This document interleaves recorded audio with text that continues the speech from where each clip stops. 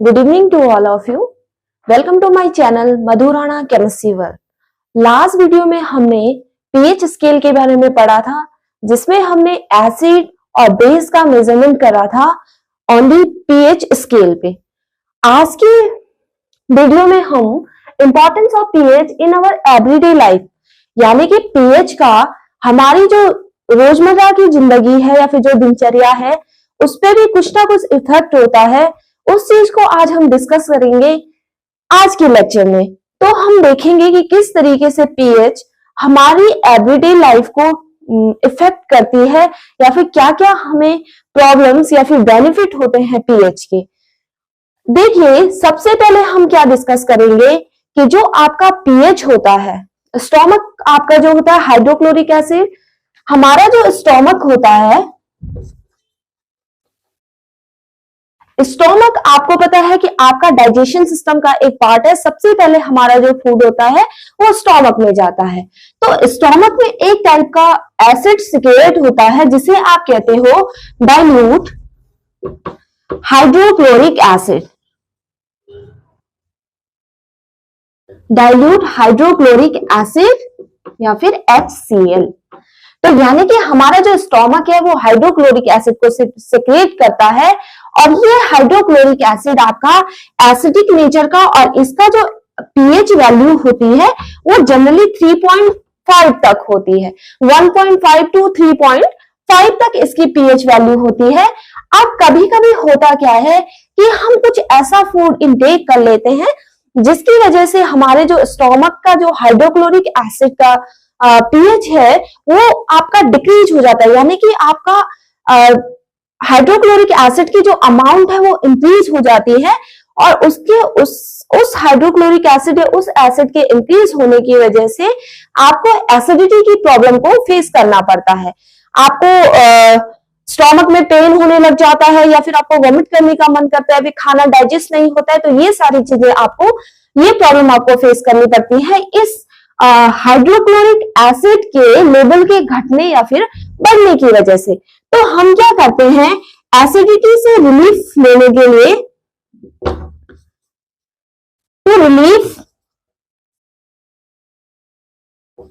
To acidity से relief करने के लिए हमने एक मेडिसिन लेते हैं, जिस मेडिसिन को हम कहते हैं एंटा एसिड, या फिर इसी को आप एंटी एसिड।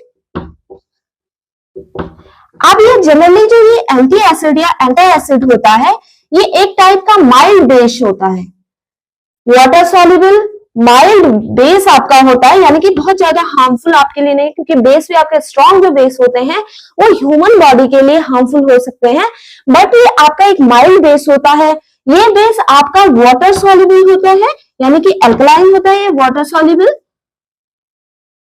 एंड जो ये जनरली जो ये एंटा एसिड है, हम जो कॉमनली एक एंटा एसिड यूज करते हैं जिसे आप कहते हो MgOH का होल टॉइज, या फिर इसका कॉमन नेम है मिल्क ऑफ मैग्नीशिया।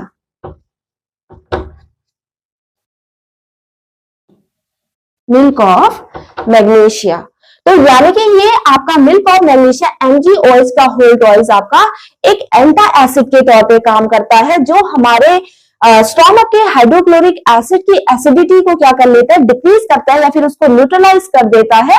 तो इस तरीके से अगर कभी ह्यूमन बीइंग को इनडाइजेशन की प्रॉब्लम्स होती है या फिर एसिडिटी की प्रॉब्लम होती है, हमारे स्टोमक में जब हाइड्रोक्लोरिक एसिड का लेवल बढ़ जाता है, तो तब हम इस एंटा एसिड का यूज करते हैं। तो पीएच हमारे लिए क्यों इंपॉर्टेंट है, क्योंकि पीएच हमारे स्टोमक में होता है, और स्टोमक का जो हाइड्रोक्लोरिक एसिड होता है वो डाइजेशन में हमें क्या करता है, हेल्पफुल होता है। वो जितनी भी आपके फूड में आने वाले, जैसे आप कभी कुछ हार्ड चीजें ले लेते हो जैसे बोन्स वगैरह, उन सारी चीजों को आपका क्या कर देता है, डिसॉल्व कर देता है। लेकिन कभी कभी होता क्या है, हम ऐसा फूड इंटेक कर लेते हैं, ऐसे मील इंटेक कर लेते हैं जिससे कि स्टोमक का जो एसिड्स होता है उसका लेवल आपका इंक्रीज हो जाता है। अब उस स्टोमक के एसिड को न्यूट्रलाइज करने के लिए हम एंटा एसिड लेते हैं, और जनरली जो वो एंटा एसिड है वो आपका मैग्नीशियम हाइड्रोक्साइड, या फिर जिसे आप मिल्क ऑफ मैग्नीशिया जनरली कहते हो, वो चीजें यूज की जाती हैं। दूसरा पीएच का क्या वैल्यू है हमारी बॉडी में, ये चीजें नोट कर लीजिए। दूसरी इंपॉर्टेंस क्या है,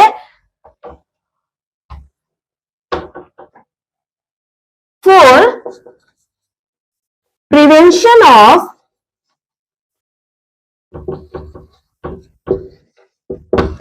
टूथ डिके, यानी कि इसका मतलब क्या है कि हमारे जो, आपको पता है कि कभी कभी हमारे दांत खराब हो जाते हैं, सड़ जाते हैं, वो इसलिए होता है कि हमारे जो दांतों के अंदर, हम जिस खाने को खाते हैं उसके बाद हम अपने जो आप मुंह को साफ नहीं करते हो या फिर कुल्ला नहीं करते हो, तो हमारे जो फूड के स्टफ्स होते हैं, फूड के पार्टिकल्स होते हैं, वो हमारे दांतों के बीच में फंस जाते हैं। अब उस फूड को डिके करने के लिए कुछ बैक्टीरिया हमारे मुंह में ग्रो कर लेते हैं और उन बैक्टीरिया की वजह से कुछ एसिड्स आपके वो रिलीज करते हैं, तो हमारे माउथ का जो पीएच है वो एसिडिक हो जाता है। अब पीएच एसिडिक होने की वजह से जो आपका टूथ का इनेमल है, आपको पता है कि इनेमल आपका, जो इनेमल आपके टूथ की जो आउटरमोस्ट लेयर होती है, सबसे हार्ड आपका जो सब्सटेंस है आपकी बॉडी में, वो आपका इनेमल होता है। तो ये एसिड्स की वजह से एसिड इसको डिके कर लेता है। Tooth enamel decay bye acid of mouth. तो जो माउथ में आपका जो फूड स्टफ बचा रहता है, या फिर हम खाने के बाद ब्रश नहीं करते हैं, या फिर आपके फूड के पार्टिकल जब आपके बचे थे, या फिर बहुत ज्यादा आप मीठा खाते हो, तो आपके माउथ में आपका एसिड प्रोड्यूस हो जाता है और वो एसिड आपके दांतों को डिके कर लेता है, खराब कर लेता है, क्योंकि हमारे माउथ का जो पीएच है वो डिक्रीज हो जाता है, एसिड ज्यादा बन जाते हैं और उस एसिड की वजह से आपका जो टूथ का इनेमल है वो खराब हो जाता है। तो जनरली हम जो टूथपेस्ट यूज करते हैं उनका वो हमेशा बेसिक नेचर के होते हैं। टूथपेस्ट ऑलवेज बेसिक नेचर, हमेशा वो बेसिक नेचर के होते हैं। और जो पीएच होता है टूथपेस्ट का, वो जनरली आपका 8 तक होता है। पीएच ऑफ टूथपेस्ट 8.00, ये इसकी पीएच वैल्यू होती है। आपको पता है कि 8 पीएच वैल्यू है, तो आपका जो आपका टूथपेस्ट होगा वो बेसिक नेचर का होगा और वो हमारे मुंह की एसिडिटी को कम करेगा, न्यूट्रलाइज कर देगा और हमारे दांत आपके सही रहेंगे। अब दूसरी चीज आपका क्या होता है कि जब कभी एसिड रेन हो जाती है, तो आपको पता है कि जो एसिड रेन कैसे होती है, जब आपके SO2 नाइट्रिक ऑक्साइड और SO2 सल्फ्यूरिक ऑक्साइड जैसे ऑक्साइड, एसिडिक ऑक्साइड जब रेन के नजदीक आते हैं, रेन के साथ आपके मिलते हैं, तो आपके सल्फ्यूरिक एसिड और नाइट्रिक एसिड जैसे एसिड बनाते हैं। और जो आपके एसिड रेन का पीएच होता है, पीएच ऑफ एसिड रेन, वो जनरली आपका 6.5 तक होता है। तो इससे होता क्या है, जो लेक या फिर रिवर में आपकी जो फिश होती है, वो इस पीएच में, इस एसिडिक नेचर के पीएच में आपका सर्वाइव नहीं कर पाती हैं और ये आपकी डेड हो जाती हैं। ये फिशेस आपकी डेड हो जाती हैं। तो अब आप क्या करते हो, वहां आप कैल्शियम कार्बोनेट, जब एसिड रेन होती है उसके बाद आपकी जो लेक्स होती हैं, पॉन्ड्स होते हैं, आपके रिवर्स होती हैं, उनमें कैल्शियम कार्बोनेट के पाउडर का छिड़काव किया जाता है ताकि उनकी जो एसिडिटी है वो न्यूट्रलाइज हो जाए, बिकॉज कैल्शियम कार्बोनेट आपका बेसिक नेचर का होता है। अगली चीज आपका क्या सबसे इंपॉर्टेंट है, pH of soil. PH of soil यानी कि जो आपकी मिट्टी है जिसमें आपके प्लांट ग्रो करते हैं, क्रॉप्स ग्रो करती हैं, उसका एक फिक्स पीएच होना चाहिए। जनरली जो अच्छे से जो क्रॉप्स आपकी ग्रो करती हैं वो 7 pH के आसपास ही ग्रो करती है, जब pH वैल्यू आपका क्या है 7 होता है। लेकिन आपका होता क्या है कि जब कंटेमिनेटेड वाटर या कुछ एसिडिक वाटर हमारी सॉइल में, या फिर बहुत ज्यादा जब सिंचाई या फिर पानी आपका बहुत ज्यादा पानी का भराव हो जाता है सॉइल में, तो आपका होता क्या है कि जो सॉइल का पीएच है वो कभी आपका एसिडिक हो जाता है, यानी कि 7 से वो डिक्रीज हो जाता है। तो तब हम क्या करते हैं कि कैसे प्रिवेंशन करते हैं, और कभी भी प्लांट्स या फिर जो आपकी क्रॉप्स होती हैं वो आपके एसिडिक या फिर बहुत ज्यादा बेसिक जो आपकी सॉइल होती है उसमें अच्छे से ग्रो नहीं कर पाती हैं, उनके लिए एक सर्टेन पीएच का होना ही जरूरी है। तो सॉइल की जो एसिडिटी होती है उसको हम कैसे दूर करते हैं, इसमें अगर एसिडिक सॉइल है